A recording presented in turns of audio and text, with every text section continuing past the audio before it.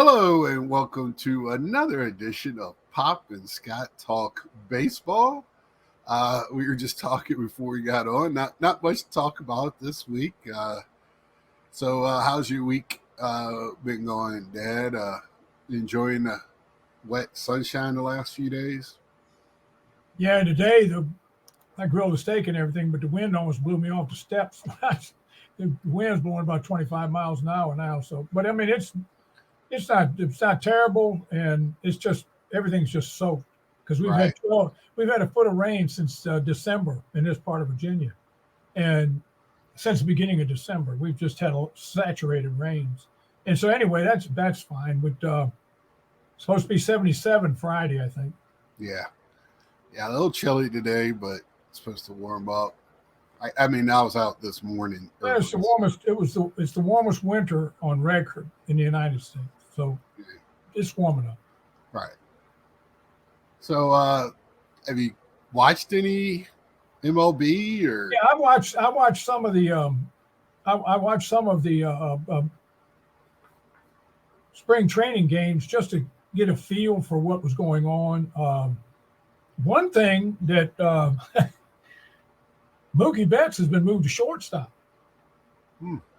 because Gavin Lux, he's going to second base because every time they hit a ground ball to shortstop, Gavin Lux threw it into the fourth row of the seats behind the first. He couldn't throw the ball to first base. Right. And so they moved Mookie over there yesterday, and they're going to try this as a well, let me put it this way. The manager said it's permanent until I say it's not. So they're going to see how they work it out. But I'm telling you, you took Mookie out of right and put him at second base. Now you're moving him to shortstop. I've got an idea. Put Lux in AAA and find a shortstop and move Mookie back to second. Because what you're going to wind up doing is hurting your whole defensive lineup. I mean, you can't. Mookie's good, but how good is he? I mean, come on. But anyway, that's the problem with the. He's he's not just good. He's outstanding. He's great. One of the best. He's one of the best of this generation. Right. You know, because there are great players in each generation, and I refuse to try to compare them because everything is different. Right. Josh Donaldson, he's going to retire after 13 years. So he's going to finally hang him up. Which that's kind of surprising because he's still like, I don't even know if he's mid-30s. Like, I mean, if he is, it's like 34, right? Or 36. I think he's 36, but he's had several injuries over the last 5 years. Right. And I think his one knee is about gone, and so. Oh, okay, what I'll do. So I mean, I think it's time. Well, he knows better than us. Joey Votto signed a non-roster invite to Toronto, so he's going to go to what's remaining of their spring training. They've already got 23 DHs, so I don't know where they're going to put him. Nate, is it Lowe for Texas? I can't. These Lowe and Lau guys, I can never remember which one pronounced. With Texas, that is Lau. Yeah, I mean, no, wait a minute, that's Lowe. Okay, the other one, because he is actually the brother of the younger Lowe, not the Lau. Well, you ought to have another guy on the team named Howard. Brandon Lau is Lau. Nathan is Lowe, and they're spelled the same way. It's confusing, but anyway. Yeah, Brandon Lau is from Virginia too. He's out 3 weeks to a month. He's got a messed up oblique, and when you mess one of those up, you're going to be out for. There's several of these nagging injuries, and that happens every spring training. Right. I won't go into all of them. I just wanted to mention that one, but and then Ryan Stanek, who was a relief pitcher with the Houston Astros last year, left the Astros and signed a 1-year deal with Seattle to be in their bullpen. Novelli Marte of the Cincinnati Reds he played in a few games last year and hit 316. An infielder got an 80-game suspension for using. PD. Yep. Seems to be the Latin players. I don't know if they don't understand the substance, like, because the stuff they probably get busted with is readily available south of the border, right? And a lot of the substances you can buy in GNC here. So yeah, I mean, a lot of players have said that they were taking some kind of a supplement to their diet, and it had something in it that registered the same thing that the PEDs does on the test. So that right. Well, not all PEDs are illegal that are getting tested for. Right. Well, and the other thing is too. It was like when you and I worked you're still working in a pharmaceutical plant. That's where I work. And one of my bosses, Paul Mossman tested positive one time for, I think it was marijuana. Come to find out, he ate biscuits with sesame seeds on them. And the sesame seeds registered the same on the test that the marijuana would. So, I mean, it was just crazy. But anyway, he's just been suspended for 80 games. The other thing I was thinking about, when your grandmother, I don't know why, I was watching the White Sox the other day, and your grandmother was a White Sox fan. So I was watching a little bit of the White Sox game. And I remembered after she passed away back in 95, I was looking through one of her old pocketbooks in the closet. I found a ticket, a stub from, because she saved everything. It's a stub in the bottom of her pocketbook from Parker Field in Richmond, where she had taken me to a Richmond Virginian game in 1955. And the stub was there. And I just thought about it the other day when I was watching the White Sox. I do remember there was also a part of a bill in there for a month's bill from the Virginia. It was Virginia Power back then or something. That was VEPCO. That's what it was back there in the 50s. VEPCO. And I think it was like $22 for the month or something like that for the light bill. But anyway, I went back. I just, out of curiosity, I pulled up the International League standings at the end of the year in 1955. And the Rochester Red Wings, it was the Montreal Royals were in first place, Toronto Maple Leafs in second, Havana Sugar Kings, because this was before Castro. Castro came into power in 60. The Havana Sugar Kings, and that was the game she took me to see. Rochester Red Wings, Syracuse Chiefs, Buffalo Bisons, and the Columbus Jets, and the Richmond Virginians were in last place. And that was right. They were independent then, and then the next year, the year after, they became farm team of the Yankees. But anyway, I just looked it up to see which. I couldn't remember all. I was trying to remember all the teams in it. I just couldn't remember. But I just looked it up. It was kind of cute, and they showed the attendance for the year, and almost all of them had over $100,000, 100,000 people in attendance for their games. So, minor league baseball back then was pretty popular, and it's still popular. We talked about that last week. Yeah, in North Carolina, there's teams everywhere. Yeah. If they're not independent, then they're with one of the major. There's minor league. There is some independent, but there is minor league baseball everywhere. Again, here's the other thing. By the way, we got a note after last week's program from Mike O saying that those the two games from Korea between the Dodgers and the Padres are going to be on 6 o'clock, and they're going to be 6 o'clock in the morning on ESPN. So they're going to be on in 6. Yeah, he wanted to make sure you knew, because he said your dad was upset he didn't know when the game was. Because I didn't look. What made me angry was I didn't look. I didn't look it up. Hey, it's okay. And then this Thursday at 7 o'clock, the first of those breakout games, the spring breakout with the minor leaguers, is going to be Pittsburgh against Baltimore. Oh, and here's another thing I found out. Just found out this morning. Xfinity is going to charge $20 a month to watch the Orioles on Massive. They're going to put it up on a streaming thing, and you got to pay $20 a month to watch the Orioles. Now, it said if you didn't have the special package with, and I have no idea whether I have it or not. I know I have all the sports channels because I spend $6,000 a month on my cable bill. So, I think you're exaggerating just a tad, but okay. But I'm telling you, as much as we spend on the cable, and I got all the only thing I don't have is Red Zone. I got everything else. Right. So I might be in the group that's exempt of that, but if I'm not, I'll just see. And then they said, well, they're going to have a special offer where it'll be $10 a month or free for the first 3 months, and then $10 a month for the next 6, and then you had to spend $20 a month to watch the Orioles. Now, it made no mention of the Washington Nationals, none. And they're on, when one's on Masson 1, the other one's on Masson 2. It made no mention, so I don't know how that's going to.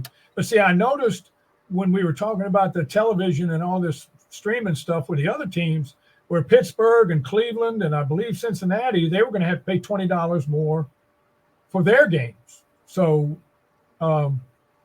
it's not beyond the realm of possibility that, it's going to be, if they go to this streaming stuff, a lot of guys that like to watch baseball, it'll just be once in a while, you catch the ESPN games or maybe a TBS game. I mean, a lot of people do pay the $20. I mean, as much as it's going to suck, I mean, that's just another $20. Well, it's not so much the money. I'm already spending so much on my cable. Why should I have to spend $20 more to watch a baseball game? Well, MLB is gone. Me and my friends talk about it. MLB, if you buy the MLB package, every game should be available, right? It's but it's 150. Not. And if you're worried about me watching the home game, because that's what they're not worried about you going to the ballpark. They want you to watch the local telecast. Well, show me the local telecast. Give me all the commercials. I don't care. I don't care.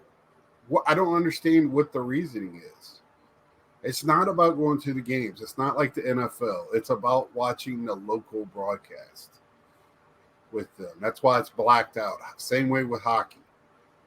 They black it out so you watch the local telecast. Well, for me, I don't have a local telecast. I don't even have one. So I don't know why I have 4 or 5 different teams, 4 different teams blacked out. That's the closest one is 5 hours from me. So I don't have a helicopter or a helicopter pad behind my house. So it's not about going to the game. And I guess they rather not, because I right now canceled my subscription for the year, waiting to see what's going to happen. If I can get it cheaper, or I'm trying I have T-Mobile. I know they offer free, so I'm waiting to see because they have a MLB deal. Free's good. If you're going to black out a bunch of games, you're going to be blacked out anyway. Get it for free and see what games you can see. Right, and then on top of that, if it's your game is Friday night on Apple or the ESPN game or whatever, or Peacock on Sunday afternoon, then I'm not going to see it anyway. Right, exactly. And I mean, that's just it's just the way things are going, and I guess streaming is the way it's going to go. I will say this: the Phillies did extend Zach Wheeler 3 years, $126 million. I want to take a step back because baseball did have a great year for the most part for over the whole league watching. But there's certain locales that people are not watching. And on a whole, lesser and lesser people. We've talked about this before offline, where the younger generation, they have so much going on. There's so many interests in other things. Sports is not the same for them. They don't look at sports like us older guys do, or older people do. As an entertainment, they look at it as people being morons. So they rather do other. They're more involved in their gambling counties and city. Gambling's brought a lot of people into sports.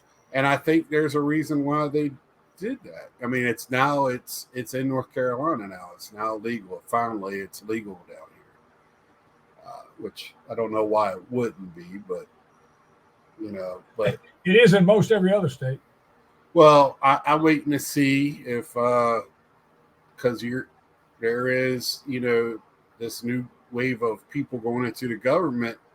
They're talking about shutting down everything for that's sinning or naughty. That we might get it this week, and in a year it's going to be shut down. Yeah, that's true. So it's a wait and see. I never. The only issue it is because again there's a watchdog group. These especially colleges just got on a game got on a watchdog list this week, and all these gambling houses, if it's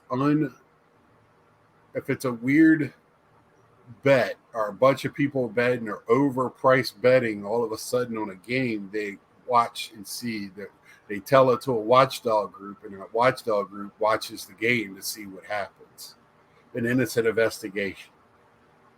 So these people are going to have to realize they're not, geez, they busted a gambling ring in 1909 with the White Sox. What year was it? 1919. 1919. The Black Sox scandal. Black Sox scandal. So, I mean, if they did it in 1919, why do you think you're going to get away with it in 2024? So, no, that's these teams. But I can't wait for the games. And like I said, I got a minor league ballpark working first shift right now, so I could go down there and watch any game that I want. It's not, if you really want to watch it, you're going to find a way to watch it something. But I'd rather watch my Mets, at least for the first half, until they fall apart. But yeah, let's go back to the Zach Wheeler thing. Sorry, I just had that on my mind. I'm a Washington Nationals fan, and you're a Mets fan. Mm-hmm. So I don't hate the Phillies, but I don't root for them either because they're one of my rivals. I hate the Phillies. But I do have a lot of respect for the Phillies. This is what a good organization does. They have a pitcher, and instead of waiting for him to go into the free agent market, they already signed the other great pitcher they have, Aaron Nola. Okay, let's get him signed.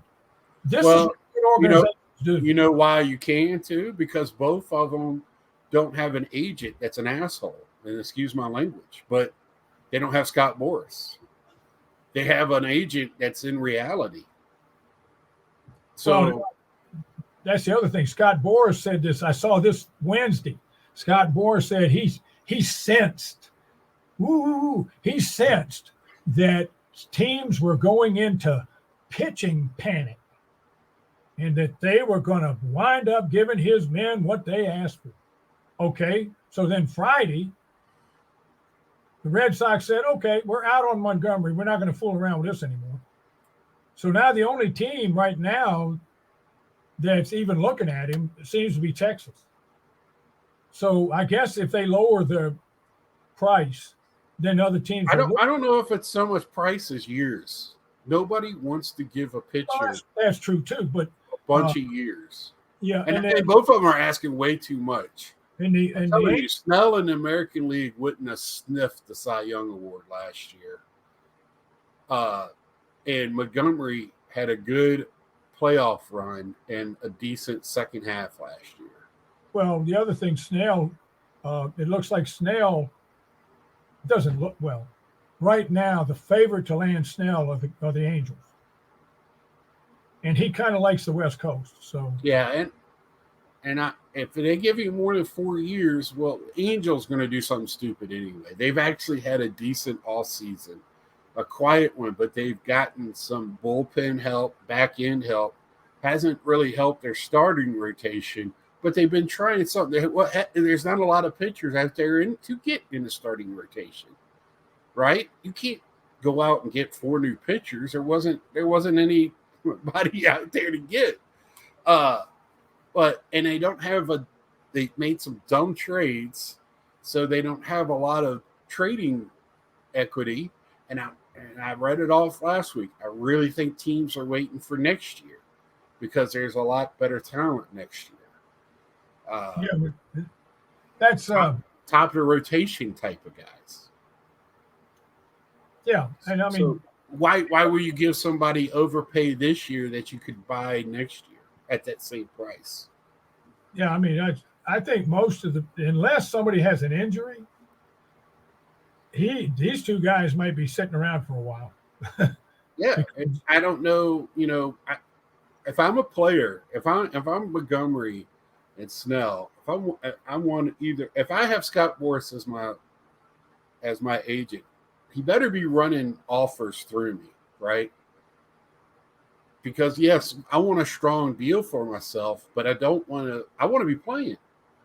I'm making nothing. Sitting at home. And let me tell you, these guys, yeah, they might make a lot of money, but guess what? They also spend a lot of money. They're not sitting in a home that's worth $100,000. So they need that money. And Boras don't work for free. So, a 4-year deal, pretty sooner or later, you got to bet on yourself. And I don't think anybody's willing, especially Snell has had some injuries. Montgomery's had some injuries. And just pitchers overall, people are scared to give long contracts. The Mets have learned a lesson, I believe, and has taught the rest of between them and Washington, has taught everybody else what not to do. And the Dodgers, you just buy 2 players and pay them 10 years from now. So by then there'll be another owner that has to fork over the money. Well, by that time, if the projections go through that on the profit that the Dodgers are going to make off of these 2 Japanese players, they'll have made the money back to pay the. Oh yeah. Plus the fact Yamamoto did get smoked in this first start the other day. He gave up about 5 runs in 3 innings. Yeah. But I mean, I was watching the other day, and this young kid was pitching for the White Sox, and the old came out of the bullpen, to 96 or 87 or whatever the number was. He came in there, and the first thing the announcer said was, "Oh well, this young man, he's pitched 7.5 innings in preseason, hasn't given up a hit or a run yet." And I said, "Uh-oh." The old jinxaroo from this poor kid. he couldn't get anybody out. He pitched 6 guys, and I think he got 1 out, and they scored a couple of runs. And the guy hit a ball about 3 inches foul that would have been about a home run, a 3-run homer. And so they took him out, and he was just shaking his head. Poor, I felt sorry for him because, I mean, he'd been doing really, really well. And the announcer never did say anything else about it. But as soon as he said that, I said, "Oh my!"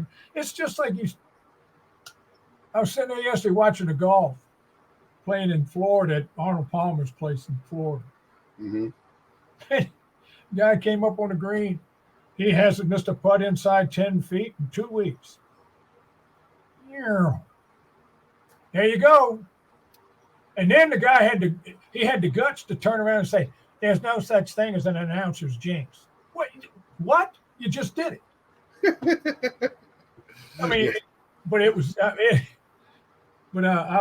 felt sorry for the kid. But I mean, hey, better learn it in spring training than come in a regular season game and get blasted like that. Right. I mean, you bounce back in preseason is a little easier. Yeah. So I've been watching a little bit of the Mets. Of course, Kodai Senga is out for probably, he won't start the season, but with tired arm or whatever they're calling it, soreness in his elbow. But he pitched a lot last year, so I was kind of waiting. He did not want to miss a start last year because he wanted to show, just because they pitch every 7 days in Japan instead of every 5, he wanted to prove he can get those extra games. And that's something to watch with Yamamoto this year as well. I think that has something to contribute with Ohtani as well.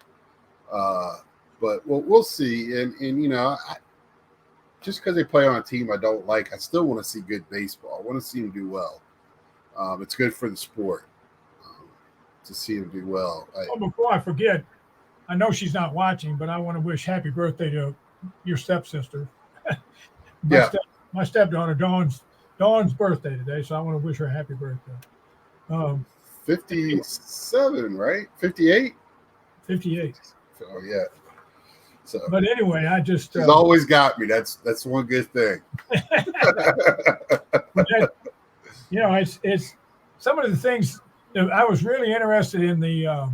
I was impressed with what the Phillies did with Zach Wheeler. I was really interested in reading the article that came out of Los Angeles on that deal with moving Mookie Betts and Gavin Lutz. It was like reading a soap opera. I mean, it was, and they're talking to different coaches and all that, and everybody had a different opinion and blah blah blah. But I knew they were going to have to do something because I watched one of the games they played with San Diego when he was at shortstop, and the kid if he fielded the ball at all, he threw it away. I don't know what was wrong with him. I mean, he's played shortstop before. I don't know what was wrong with him. But anyway, they finally moved him around. But that's, you know, I haven't heard much about anything else. MLB is going to show 6 of the 16 games in that spring breakout. I'm not sure if ESPN or anybody else is going to show any, but they're going to show 6 games. Awesome. I don't have MLB, so that's all. They said 6 games, and the first game is Wednesday night at 7:00. Thursday night at 7, and they got about 10 games the next day. It seems like 5 games or something, but it's the first. Yeah, there's a bunch. There's 2 games the first day. Yeah, Baltimore and Pittsburgh playing the first night at 7:00. That's Thursday night. Well, there's a game that afternoon, like 2, and I can't remember who it is. But yeah, that's probably some of the better minor leaguers in that game. Well, it's going to be Skeens, the pitcher for Pittsburgh, and against I can never remember his name, the left-hander, the second baseman for the Orioles, who did make the big club. So he's gonna bat 8th, I believe. Well, that's good because that's, you know, got to get them up there, got to get them going. Because I don't know who else would play second for them unless you put a utility guy. They do get a couple of guys. Because now that's what these bench players are. You have to get a couple of bench players that are like utility numbers. You know, they got to play everywhere because you only got 3 or 4 guys on the bench, and one of them's your catcher, backup catcher. Yeah, I flipped on a Nationals game the other night, and it was in about the 8th inning. And I mean, they had they said the oldest player on the field, including the pitcher, was 27.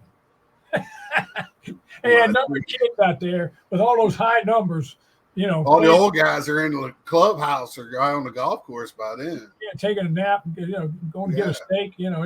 But it was the oldest player was 27. I said, oh my goodness. But they were also talking on MLB the other day about how the kids are so well coached now, and they play so much baseball coming up. You know, year-round baseball, playing all different levels, travel ball and everything else. That when they get to their late teens and early 20s, they're in a much better position, experience-wise, than they were. So these younger players are hitting the ground running, and that's in all sports. Well, they're talking, you know, that's why I'm kind of interested to see how long some of this minor league, if they're going to increase the pay, they're already grumbling about cutting some minor leagues, and, you know, and let players go to college, because these kids going to college now instead of going to the majors don't really hold you back, because there's still good talent in college. It's like rookie ball there, but you know, you still don't have the best pitchers, because most of the time the best pitchers are in the minors. But there's still development. A lot of pitchers develop. I mean, that kid is pitching for Pittsburgh. He came out of LSU. So there's going to be talent still that comes out of college. And they're not getting used up in the way they used to be. The Ben Sheets and some of those other guys that got just worn down in those, high school college 90s. coaches ruined them. Yeah. They used them up. Yeah, I just the Ben Sheets story just always sticks in my head when he was with LSU in the College World Series, where I think he pitched almost every inning. It felt like He was like some of the women in softball where they can throw 2 days in a row. Yeah, well, that arm action is natural, where over the top is not. The underarm action is a natural for your shoulder joint. Right. So that's a big deal now in baseball. So I will tell you this. Yep. Cincinnati. I watched Cincinnati the other night. Dela Cruz playing shortstop, hitting second. His first 3 at bats. Strikeout, strikeout, strikeout. Never saw a fastball in the zone. Change-ups and sliders and curveballs. That's all he saw, and he could not hit any of them. He looked the same as he did at the end of the year last year, when they just threw him nothing but breaking pitches, and he couldn't hit anything. Right. You can't time him. He's swinging way early. He's like he's swinging at a fastball at every pitch. And he looked bad, and he struck out 3 times. So I don't know. Yeah, you're supposed to look fastball. They teach you look fastball just to off speed. So he's not picking up the ball. That's all that is. No, he's not picking it up at all. But he struck out the first 3 times up. And because you can see the rotation. I feel for him. I couldn't hit curveballs either. So I couldn't hit any ball. So as long as it was round, I was going to miss it. Yeah. So that anything else there? Because we'll probably just cut it off here. Yeah, it's next week. It'll be the 17th, and then the following week. About 3 weeks, everything starts. Well, next week. I'm not counting the Korean games. The season starts on the 28th. Well, at least the Korean games is games, real games.